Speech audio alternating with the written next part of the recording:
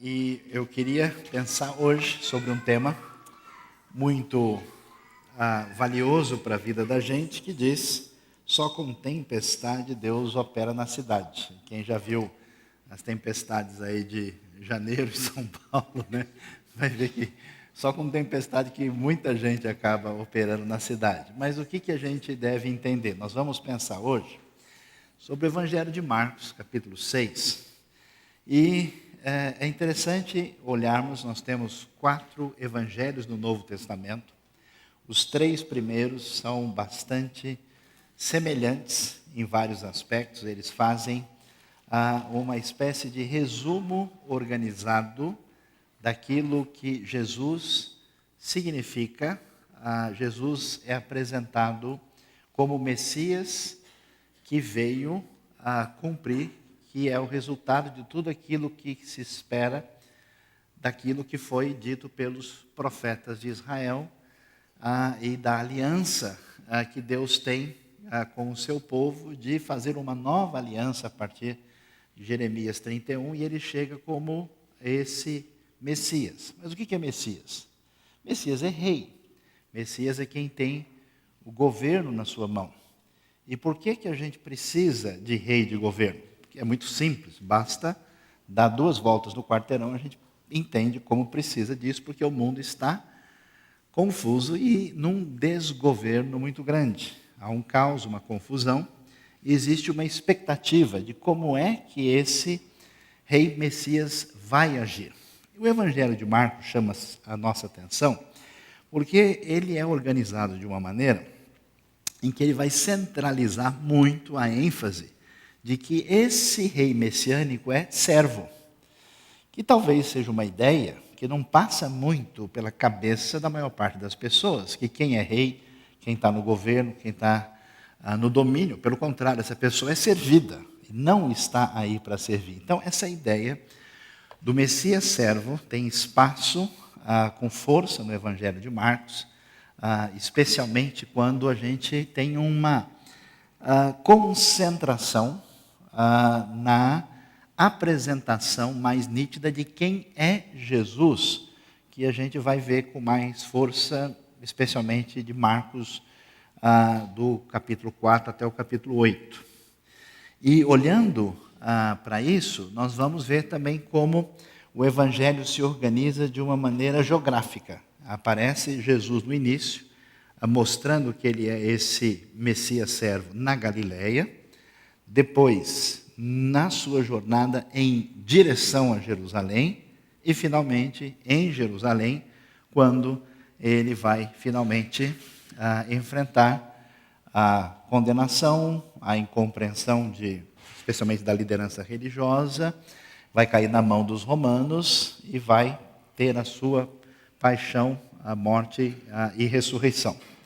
Então, quando a gente está no capítulo 6, nós estamos no âmago, assim, quase que no centro de Marcos, no momento em que essa manifestação desse Messias servo aparece, e nós vamos ver aí como Jesus, sendo esse rei, faz diferença na vida daqueles que estão andando com ele, mas como ele vai caminhar na direção de transformar essas pessoas no canal da Hesed, da graça divina, que é uma ideia importante que tem lá atrás, que tem a ver com aquilo que Deus é e como é que Deus quer que sejamos a semelhança dele, recebendo esse amor no nosso coração. Então, Deus opera de maneira diferente. Assim como é surpreendente ter um rei servo, é surpreendente imaginar que o Deus Todo-Poderoso, para mostrar a nós o seu amor, opere tantas vezes por meio da dor.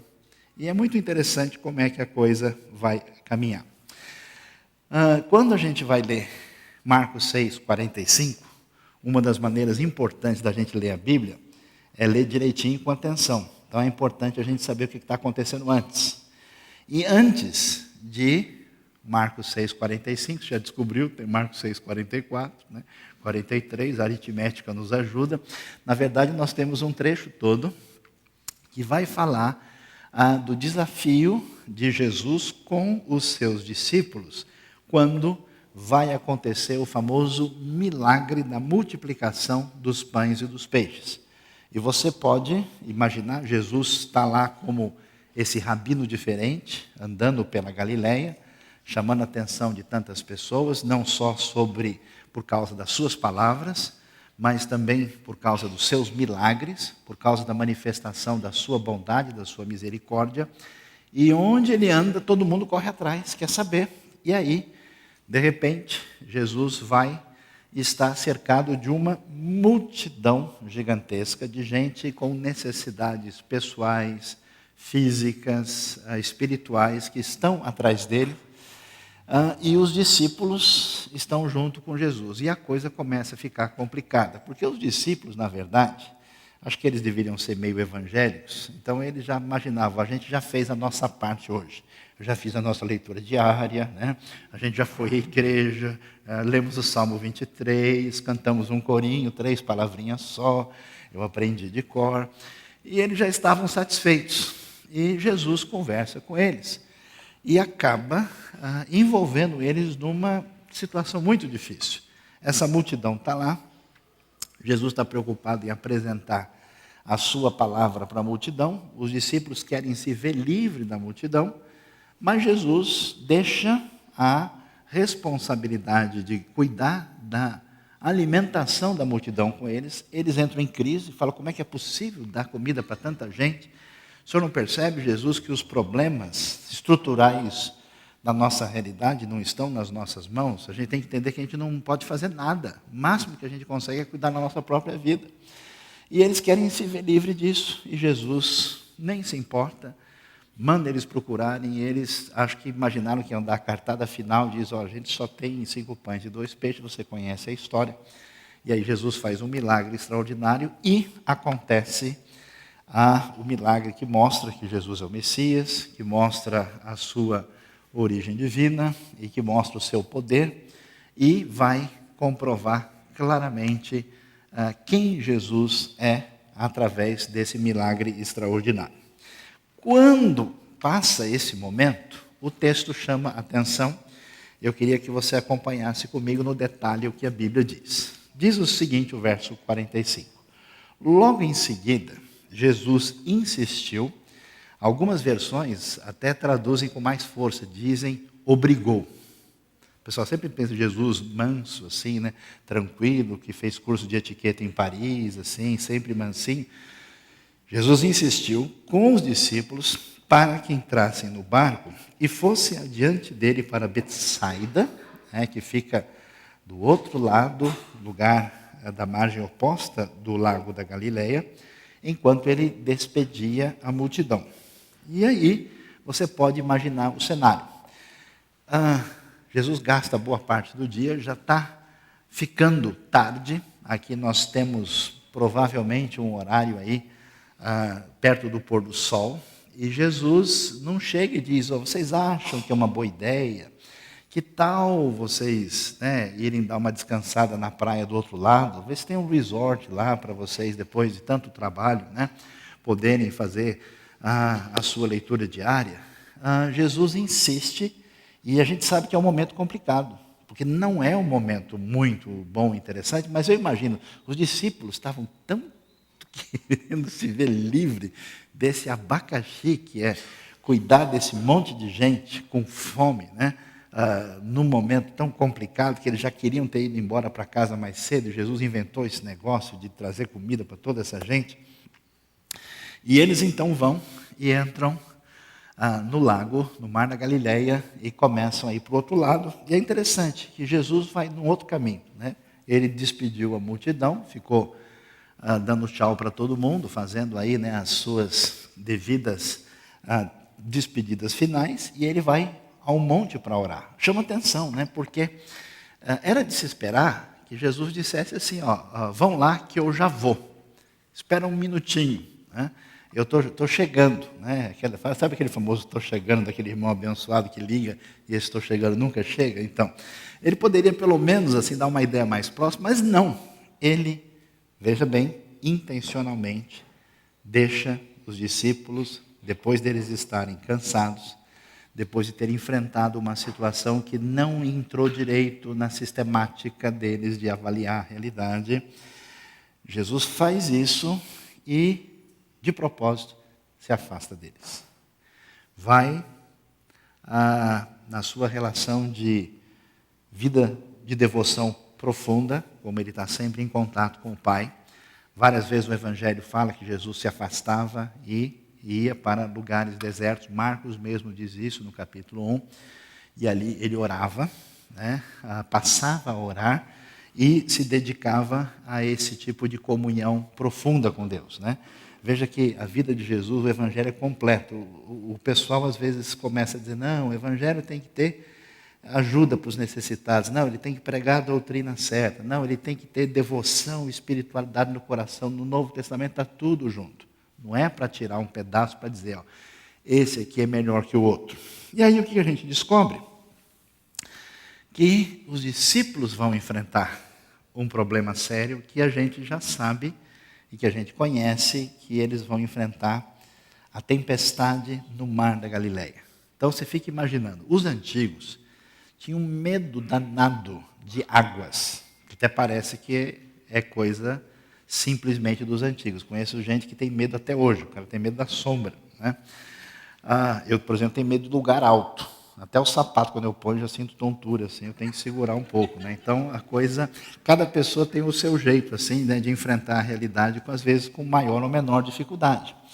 E é interessante que no mundo antigo, quando se falava em águas, o abismo, o lugar profundo, isso estava cheio de elementos assim que tiravam totalmente a nossa estabilidade, né? A ideia de que na criação, que é uma ideia de criação, mas também de reorganização da realidade, o Espírito de Deus pairava sobre a face das águas. Existe o abismo lá, o chamado Terrom, que evocava toda uma coisa assim de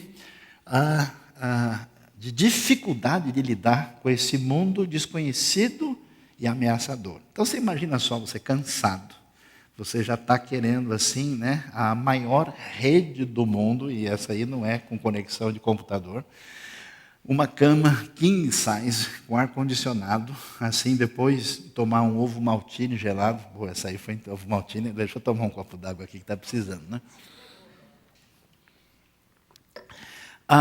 Quando você passa, olha toda essa situação, e esses discípulos, nesse momento, entram num lago, que é um lago grande, que começa a ficar cada vez com o vento mais forte e crescente, vai ficando escuro, esse pessoal começa a fazer oração cada vez mais intensa. E Jesus, numa hora dessa, não só arrumou para eles de colocá-los lá e insistiu e fez com que eles entrassem e fossem enfrentar essa situação, mas também se distancia e vai orar em outro lugar. Então preste atenção.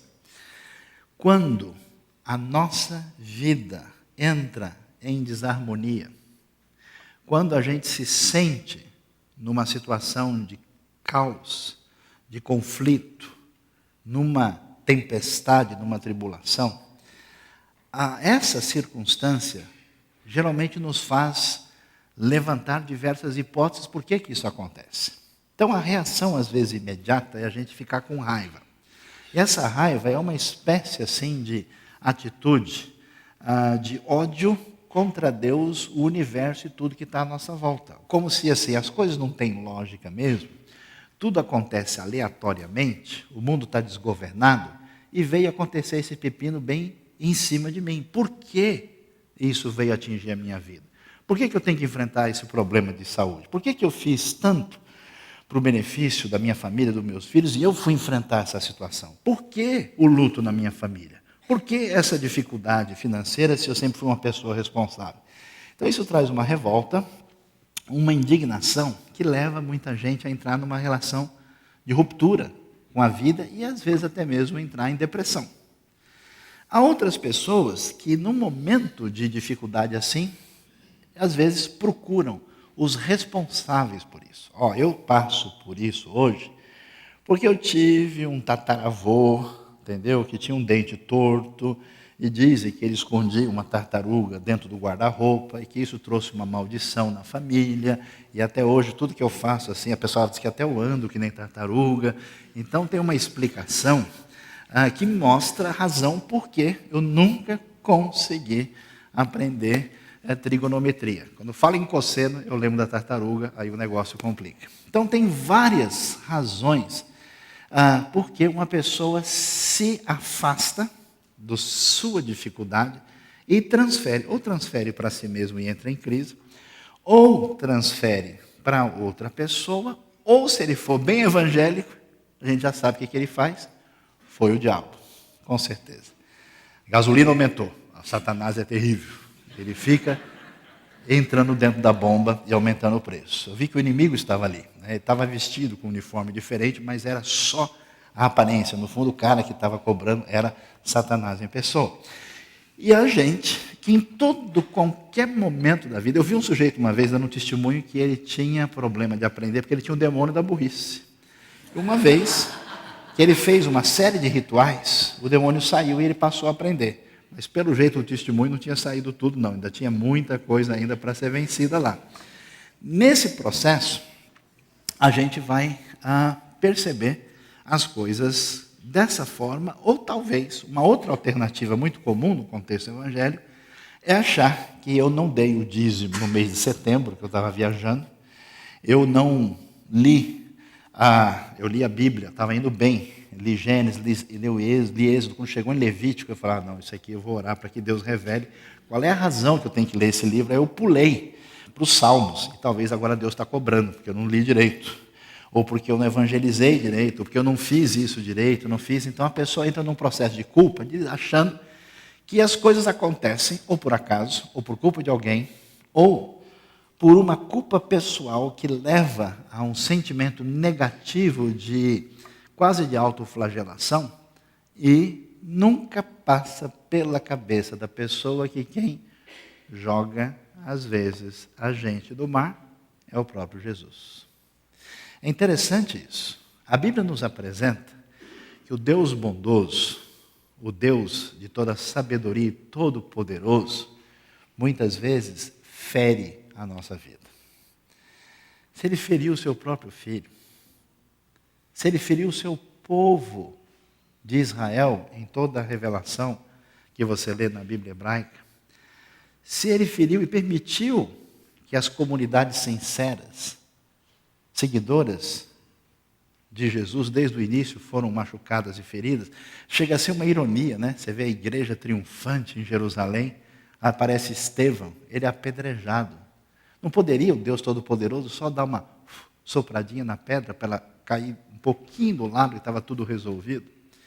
Mas Deus não faz isso. Então, a gente vai perceber, talvez uma ideia que não esteja tão clara, que para o bem dos discípulos, eles são intencionalmente, de maneira muito clara, objetiva, deixados dentro do desafio de enfrentar a tempestade no lago, enquanto Jesus vai orar lá no monte. Era para a gente pensar, Jesus, será que agora é hora de orar? O senhor não podia dar uma chegada aqui? Vamos conversar direito? E o texto vai dizer, olha só como é fato. Ao anoitecer, olha só, a coisa fica difícil. De noite, todo mundo fica mais tranquilo. Tem uns que falam bem baixinho, né? Porque assim estão nervosos. E outros assim, para espantar o nervosismo, falam cada vez mais alto, para assustar tudo que esteja em volta. Mas de noite, num lugar escuro, assim, todo mundo fica uma bênção. Ninguém fica querendo brigar com o outro, dar uma de orgulhoso. Todo mundo fica assim, uma bênção maravilhosa, né? Agora, ao anoitecer, o barco estava no meio do mar. E olha como o texto tem intenção clara. Olha o contraste, olha a narrativa com a força necessária para o nosso ensinamento. E Jesus se achava sozinho em terra, né? Como quem disse, Jesus, chega mais, vamos lá, nós somos amigos. Que tal um abraço numa hora dessa? Jesus está lá em terra, o barco sozinho no mar, e o texto ainda vai dar um pouquinho mais de pimenta na sopa. Ele viu os discípulos remando com dificuldade, né? Quer dizer, se esses discípulos já estavam pedindo água há muito tempo, e eles tiveram que servir o dia todo, e servir cansa, você sabe disso, né? Tem gente que se envolve em um projeto assim, missionário, o cara vai uma vez, amém, aprendi muita coisa. Que Deus abençoe o nosso coração, né? Eu vou orar por aqueles que vão ter esse privilégio também. E a pessoa, olha que é uma coisa, e nunca se dedicou tanto à oração antes, né? É complicado. Depois que eles passaram, né, imagina esses discípulos imaginando aqui que é o Messias, que ele vai conquistar o reino, que ele vai vencer os romanos, e esse Messias coloca eles numa roubada dessa, de dar um monte de comida para toda essa turma complicada aí, passando por dificuldades. Não sei se o caminho é esse. E eles, então, estão lá, Jesus vê os discípulos remando com dificuldade, porque o vento sopra contra eles. Cansaço aumentando, o pessoal não dormiu, a coisa está complicando, está ficando mais escuro e o vento começa a soprar mais forte. E o contraste é impressionante, porque Jesus acabou de fazer um milagre extraordinário. Arrumou comida para um monte de gente que nem merecia muita coisa. E agora os discípulos, os queridinhos do Senhor, estão lá em dificuldade. Jesus de longe, vendo. Que legal, né? Acho que ele gravou um vídeo, colocou no YouTube da época. Olha lá os discípulos em dificuldade. Que legal, né? E o vento soprando contra eles. O que acontece?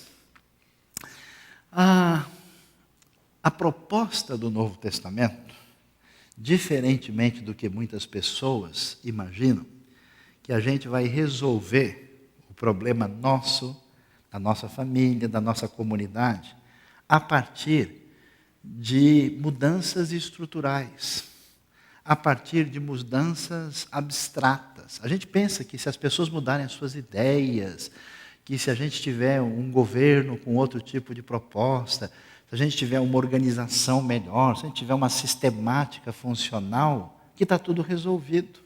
E o Novo Testamento começa a deslocar a coisa dizendo, olha, o problema principal do ser humano, as mudanças profundas, passam pelo indivíduo e são internas. A guerra maior é aqui dentro.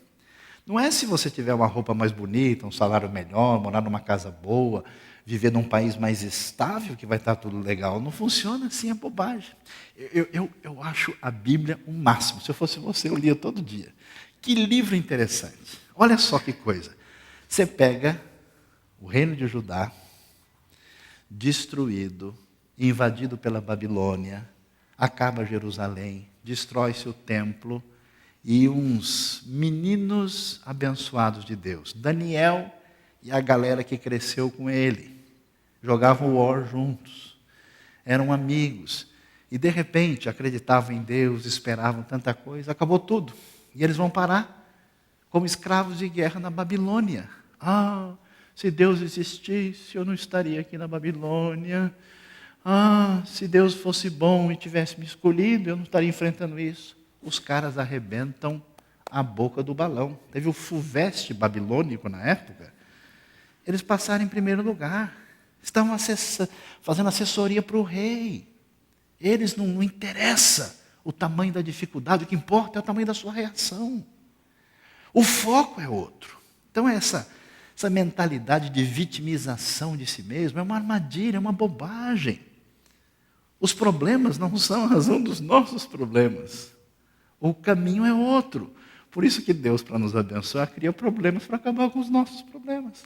E é tão interessante porque os discípulos, querendo sombra em água fresca desde que não fosse de noite com o vento dentro do barco, eles estavam lá e Jesus vai preparando para que eles entrem numa situação limite cada vez maior.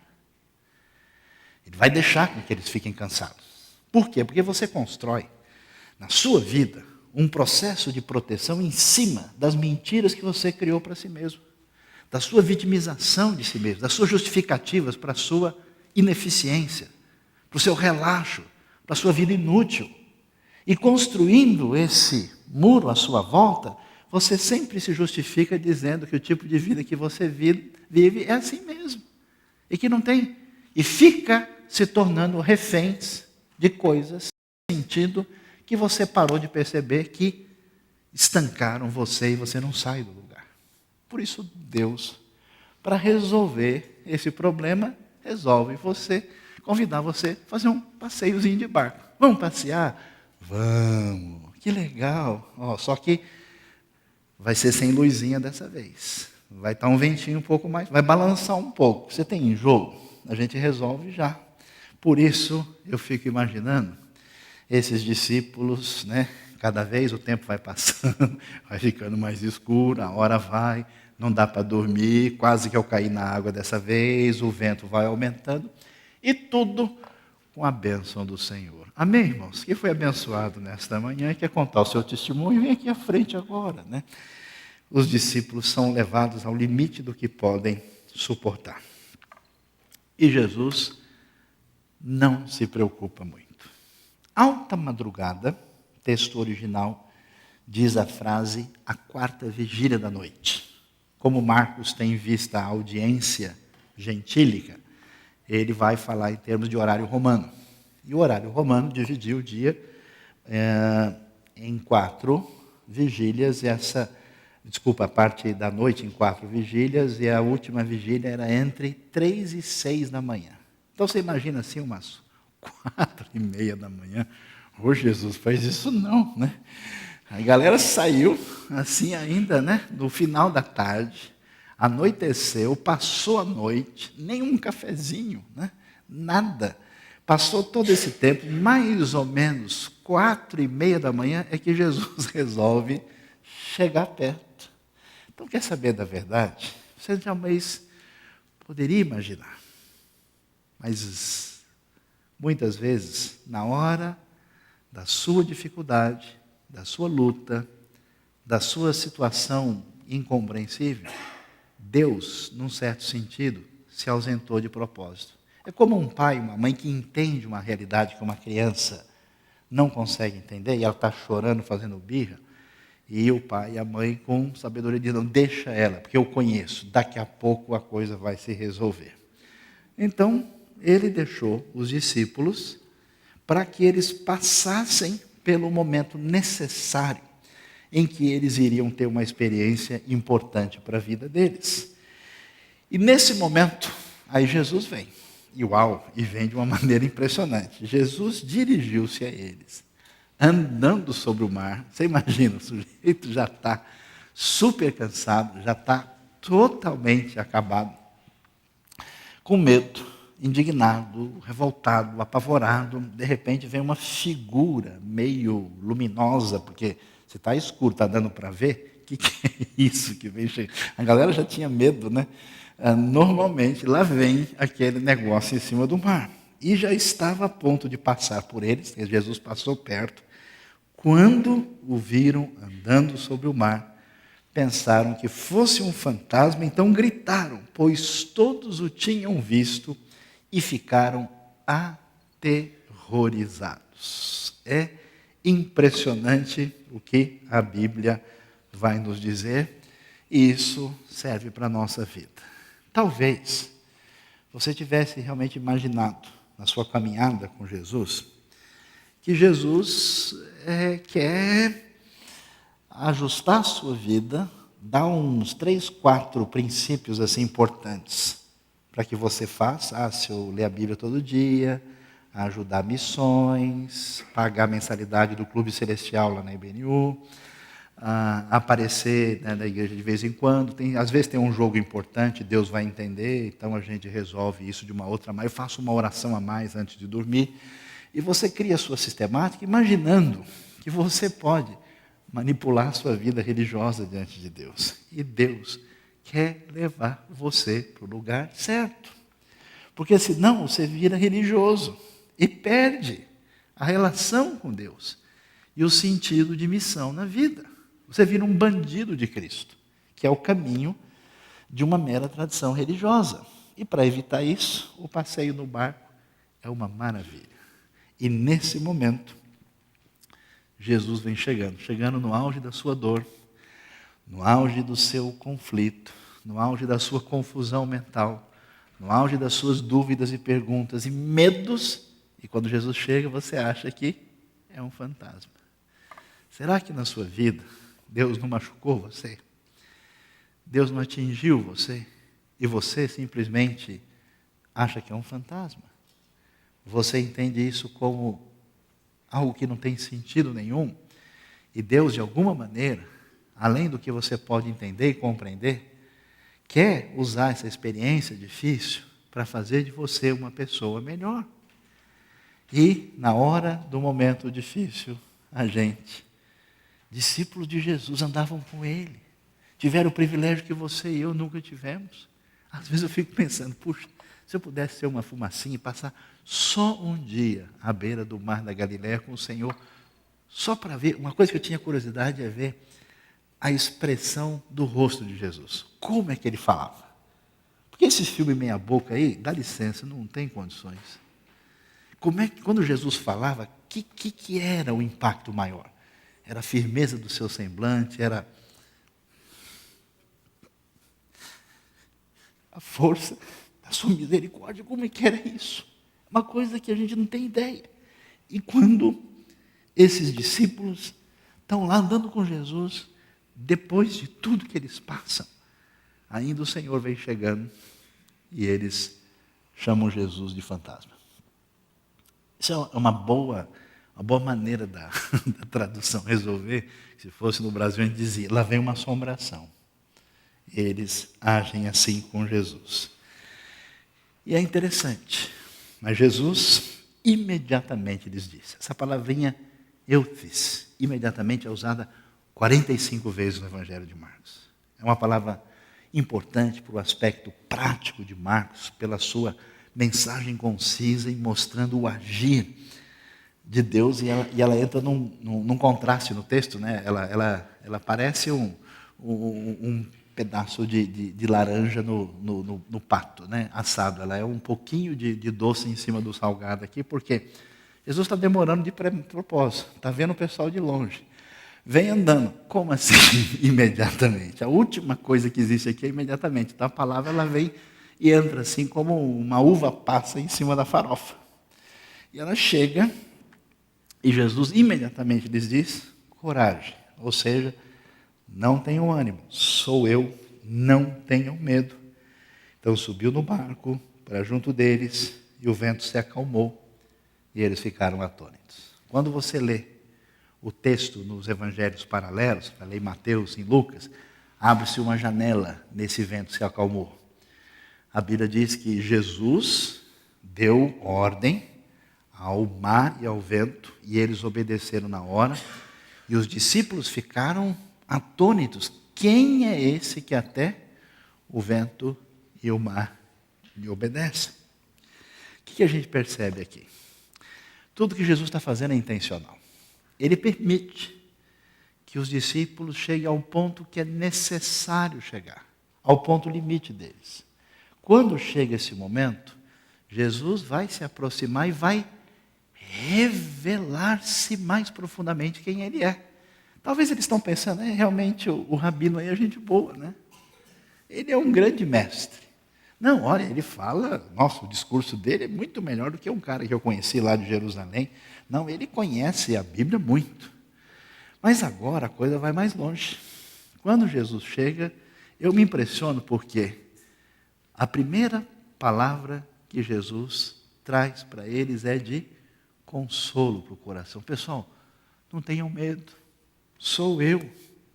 Coragem, tenham um bom ânimo. Quer dizer, quando você está perdido, quando você está confuso no seu coração, quando você está chamando Jesus de assombração, quando você perdeu a linha e Jesus chega na hora que ele tem que chegar, a proposta dele é, fique tranquilo, estou aqui. Fique de boa. O mundo não acabou, eu continuo sendo o Senhor. Você perdeu o caminho, deu problema na sua relação com a igreja, com a família, com você mesmo, com o dinheiro, não sei mais com o quê. Eu continuo sendo o Senhor. Ele acalma o coração, sobe no barco. E aí sim, aí é a hora de fazer milagre. Por quê? É triste a gente ver isso. E eu pediria que você prestasse uma atenção na sua vida, porque a gente perigosamente corre o risco de se acostumar com Deus e sua palavra. E desenvolver uma insensibilidade. É como um médico que mexe com tanto doente, vê tantas pessoas que ele já entra no automático. Eu conheço gente que virou profissional da fé, não tem nenhuma relação de coração e de vida com Deus e com a sua palavra. É mais ou menos como um joguinho que a gente articula na cabeça. E quando isso acontece, a gente pode ver a coisa mais maravilhosa do mundo e não enxerga nada. Líderes religiosos, depois de ver Jesus ressuscitar Lázaro, queriam matar Lázaro e Jesus depois. O maior perigo contra a verdadeira fé é a religião.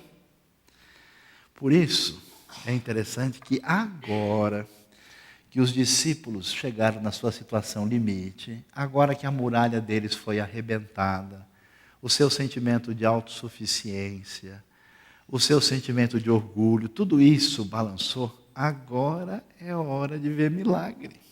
Aí a gente enxerga direito. Por isso que o milagre vem na medida. Se Jesus fizesse o milagre uma outra hora, antes da multiplicação, e falar, quer ver, vou fazer o mar subir na montanha, a montanha descer no mar. Jesus, faz de novo, que legal. Como é que funciona isso? Né? Agora faz o contrário. Faz desse jeito. Né? Bota o mar aqui dentro do copo e depois põe de volta. Eu conheço pessoas que, diante das coisas mais extraordinárias, só tem uma relação de observação mental e mais nada. Mas quando a gente entende a fragilidade da nossa vida, e na hora do meio da noite, no mar da Galileia, a gente entende. Quando você passa pela sua dor, pela crise que Deus deu para você, você acordou para a vida. Aí, sim, a gente pode ver o milagre e enxergar o Senhor de modo diferente. Quem é esse que até o vento e o mar lhe obedecem? Eu pensei que eu estava conversando com um cara um pouco melhor. Eu conheço gente de igreja que fala em Jesus como se ele fosse um Aristóteles melhorado, ou como o Che Guevara perfeito, ou como o profeta mais poderoso. Eles não sabem diante de quem eles estão. Jesus então vai e faz tudo isso. E agora, os discípulos estão prontos para entender quem é Jesus. Você sabe quem é Jesus? Você entende? Entende mesmo? Isso é uma ideia na sua cabeça? Ou, em algum momento da vida, no meio da tempestade, Deus te deu o privilégio de entender com a profundidade do seu coração quem é o Senhor Jesus que se revela na Escritura. E aí, o que acontece? Aí a gente vai ver qual é o problema. Por que a tempestade? Por que Deus não arruma métodos mais práticos, mais rápidos? Não dá uma injeção na gente de noite e você acorda bom no outro dia? Qual é a dificuldade? Qual é a razão por que ele procede assim? Versículo 52 diz, pois eles não tinham entendido o milagre dos pães, o coração deles estava endurecido. Depois de tudo que Jesus tinha feito, os discípulos ainda não tinham entendido como é que esse Messias, servo, estava usando todo esse poder de Deus para ministrar com misericórdia profunda na vida das pessoas. Para eles, as pessoas eram um estorvo para a tranquilidade e calma que eles gostariam de usufruir. Então, o foco está aí, coração endurecido, sem entender a razão. E aí a gente vai observar como é que é o caminho de Deus e como que o milagre dos pães e peixes, como é que Deus faz a sua obra, o que o texto tem a nos dizer. E aí a gente volta um pouquinho, olhando o que diz Marcos 6, 41 e 43, e vê o que Jesus vai nos mostrar. Tomando os 5 pães e os 2 peixes e olhando para o céu, deu graças e partiu os pães, em seguida entregou aos seus discípulos para que os servissem ao povo, e também dividiu os 2 peixes entre todos eles, todos comeram e ficaram satisfeitos. Os discípulos recolheram 12 cestos cheios de pedaços de pão e de peixe. O que a Bíblia vai nos mostrar? Que quando a gente começa a entender que seguir o Messias, servo, é colocar a vida na pauta para servir, a gente vai pensar duas vezes, vai falar, eu vou sair fora desse negócio. É a maior roubada que eu entrei. Eu estava pensando que eu ia fazer parte do gabinete dele. Eu queria sentar à esquerda e à direita dele. Quando ele pudesse os tronos lá em Jerusalém, no mínimo, botar o banquinho do lado. Mas esse negócio de ficar andando com toda essa multidão de gente, sofrimento, é como ir no hospital, isso machuca a gente. Eu não quero isso não. Está complicado. Então, Jesus, o senhor sabe o que você tem que fazer? Manda embora a multidão. Não tem solução para os problemas do mundo. É um problema de estrutura, é muito complicado. Não há como alimentar as pessoas. Não tem jeito. Jesus nem responde a isso. E aí faz uma pergunta completamente doida. O que é que vocês têm? Deus não trabalha com abstrações. Deus não trabalha com mudanças estruturais. Deus trabalha com pessoas. E ele pergunta só uma coisa, o que é que você tem? Jesus poderia ter feito maná versão ponto 2. Multidão está com fome? Vamos pedir ao Pai. Ele mandará maná do céu, mas não é o caminho. Jesus diz, o que é que você tem? 5 pães e 2 peixes. Traga aqui. Vamos oferecer isso a Deus. E aí, a gente vai descobrir uma coisa interessante. Se você quer ser discípulo de Jesus, você vai entender que as coisas de Jesus só funcionam milagrosamente, em sintonia com Ele. E funciona com pessoas que, atingidas por Ele e pelo seu chamado, oferecem o que Deus colocou na sua mão. E isso multiplica para mudar o planeta, para mudar a história. Quem salva uma alma, salva o mundo, vai dizer a tradição talmúdica. Então, você esfriou o seu coração porque você sabe que você nunca vai fazer algo grande. Deus não quer algo grande. Deus quer pessoas sintonizadas com Jesus que só tenham 5 pães e 2 peixes. Mas que em vez de ficar pensando um monte de coisa, traga aqui à frente agora. E apresente diante de Deus. Todas as pessoas atingidas pela graça e pelo poder de Deus através da história foram por causa da atitude de alguém que estava do lado dessa pessoa. Por uma ministração específica. Os discípulos não se importavam com a multidão. Venham sentir um pouquinho da dor que a multidão tem. Vem cair na realidade, descobrir de novo a sua humanidade. Abra os seus olhos para descobrir o poder de Deus e seja reencaminhado da missão. Um monte de crentes inúteis frequentam igrejas para tirar vantagem do ambiente onde estão, para dar um monte de opinião e julgamento sobre A e B, o que deveria ser melhor, enquanto os 5 pães e peixes estão apodrecendo dentro de casa. O que é que você vai fazer da sua vida?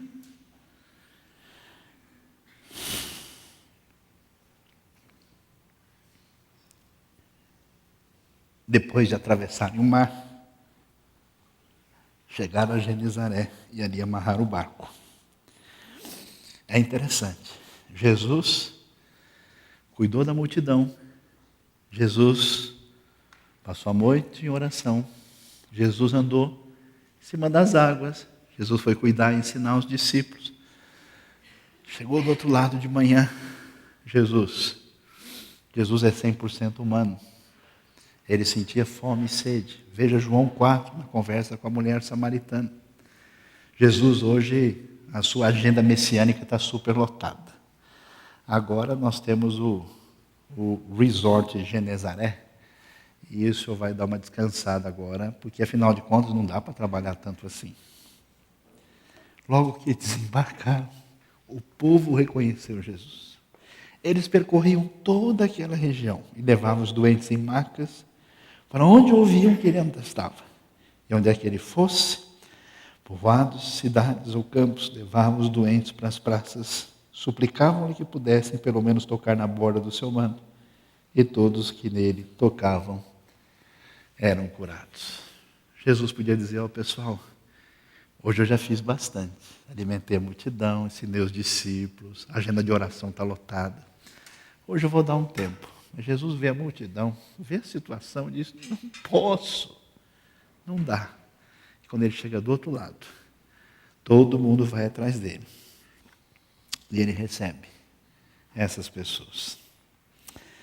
A gente nunca sabe o que a gente pode fazer e que diferença faz. Eu estava lendo o livro Filho do Hamas, história de um ex-terrorista que foi mudado e como ele creu em Jesus. E para mim chamou a atenção porque ele disse que ele recebeu o Novo Testamento de alguém em frente à porta de Damasco, em Jerusalém. Imagina, quantas vezes eu na minha vida dei um folheto, um livreto, um Novo Testamento para alguém, dizendo: isso não vai dar em nada. Esse cara nem quer saber disso. Eu vou dar só porque eu sou crente. Para depois eu falar para o pessoal: eu dei o Novo Testamento, olha como eu sou gente boa. Pura hipocrisia da minha parte. Nem estou acreditando nisso. Um simples ato que fez diferença. Deus quer que o que você tem a oferecer para curar a dor da multidão, a única solução para tudo que a gente vê de descompasso nesse mundo, tem a ver com o Senhor da Galileia, que salvou, que curou, que perdoou e que nos chamou para caminhar na mesma direção. O efeito de 5 pães e 2 peixes é incalculável. Você não pode imaginar o que Deus pode fazer na sua vida se você entender a lição da tempestade. Vamos abaixar nossa cabeça? Vamos orar?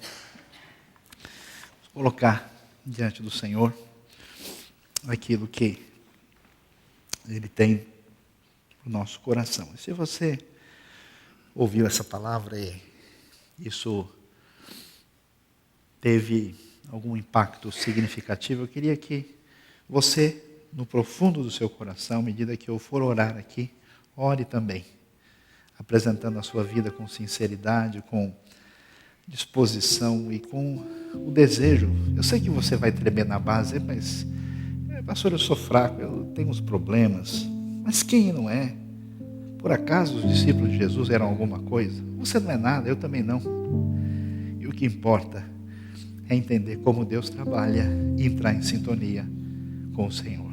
Deus bondoso, Pai amado, obrigado, Senhor, porque o Senhor tantas vezes não nos permite nos destruir a nós mesmos. Tua bondade, a Tua graça se renova a cada manhã. O Senhor nos perdoa, nos consola, nos abraça, nos reorganiza. O Senhor nos quebra no nosso orgulho, nos abençoa por pleno amor. Aqui estão os Teus filhos, alguns cansados, outros machucados, confusos. Ó Deus, cura o coração deles hoje. Passa o Teu bálsamo, a Tua ação poderosa, a Tua renovação. Abençoa a mente, o coração.